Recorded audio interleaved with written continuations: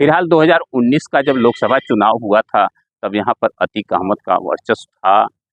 Voting हुई होगी, उनके पक्ष के या उनके कहने पे हुई होगी, लेकिन 2022 का विधानसभा चुनाव हुआ और 2023 के बाद यहाँ पर बहुत कुछ बदल गया। अब न यह बंगला रहा, न अतीक अहमद रहे, न अशरफ रहे और न उनका वो आतंक रहा।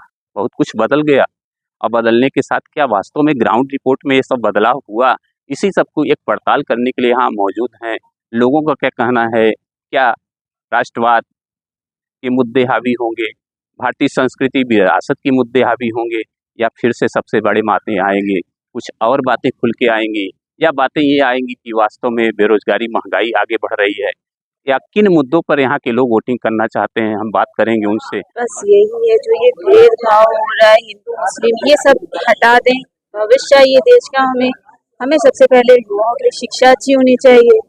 और ये जो भेदभाव में आती है कि इनको ये चीज देनी चाहिए, इनको ये नहीं, बंटवारे होती है। और विकास के लिए सोचना चाहिए। हम ठीक है, अब जो लोग हैं वो वोट देना चाहे, उनका भविष्य हो चुका होगा, लेकिन आगे जो पीढ़ियां है उनके लिए अच्छा सोचे जो, बस। और कुछ नहीं चाहिए हमें।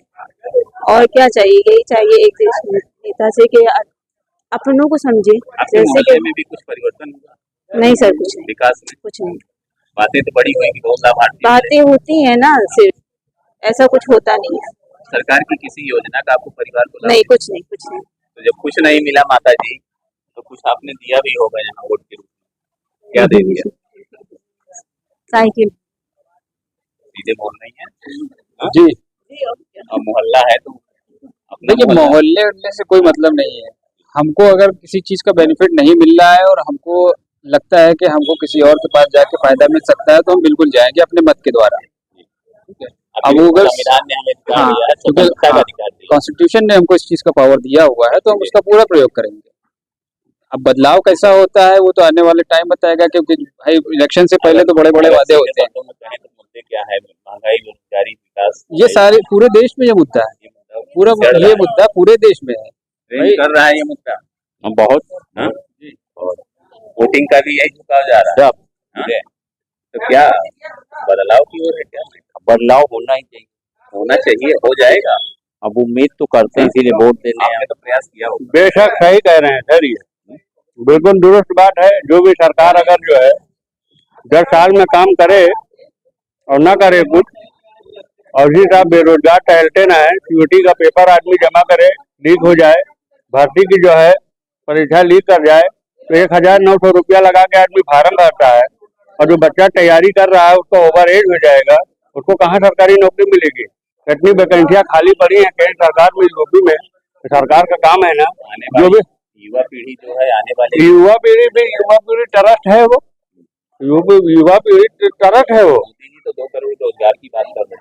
अरे वो सब कागजे पे तो है, कहाँ दिख रहा है? गली मोहल्ले में नाली बहने के लिए रास्ता नहीं है, अगर सीवर कहाँ है दिखाइए। 60 फीट रोड पे कहीं सीवर हो बहने का जगह तो बता दिया जाए।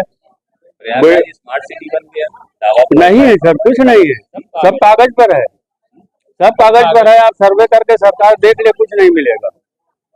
सब आपके मित्र ही है, पड़ोसी भी होंगे। जी, बात सही है, सही है, सही है। कुछ फायदा आपको भी सरकार के द्वारा मिला? 5 किलो अनाज भी मिला कि नहीं? हमने आज तक राशन कार्ड ही नहीं बनवाया। राशन कार्ड ही नहीं, मुफ्त का कुछ नहीं चाहिए, मेहनत का चाहिए। नहीं, वो मेहनत नहीं भी करेंगे तो मुकद्दर की मिलकर रहेगी। हाँ। मतदाता भी एक मुकद्दर बदलता है। नहीं, पूरी देश का वो जो हम बोएंगे वही काटेंगे। वोट दे आए? वोट नहीं दिया। 15 लाख में 10 साल बीत गया, 5 किलो अनाज, यही हुआ बेनिफिट।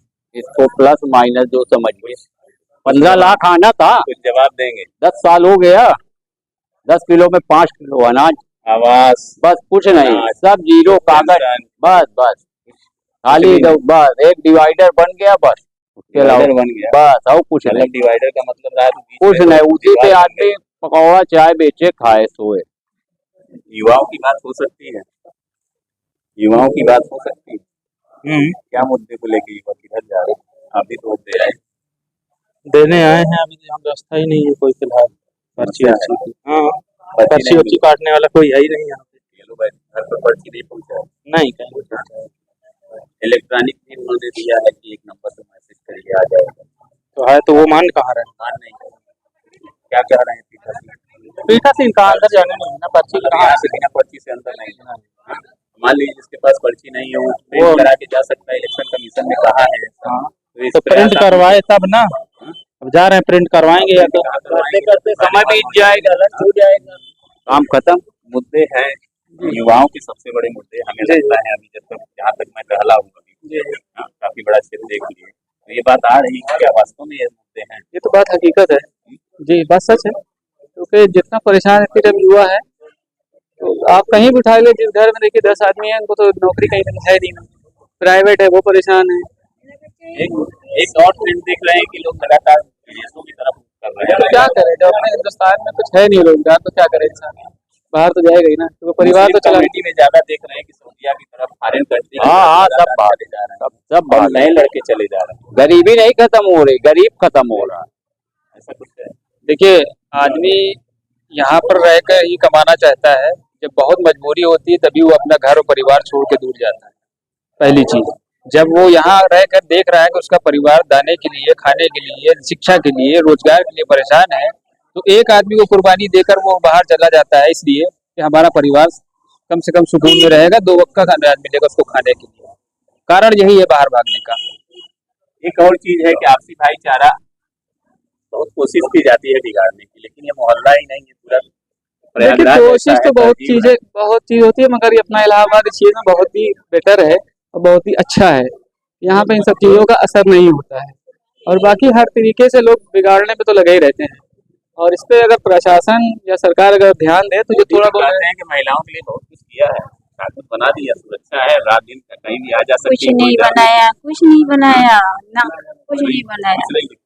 ना, मेरा बेटा एक और बीएससी किए हुआ है, उसको नौकरी सर्विस कुछ भी नहीं मिल रहा, वो बेकार बैठा हुआ है। बताइए, आप ही बताइए, मेरे बच्चे के हमने इतनी मेहनत से पढ़ाया, महिलाओं के लिए मोदी जी ने कुछ किया है। क्या किया? किया होता तो इतनी चेंजिंग थोड़ी ना आती है एक ही वोट से।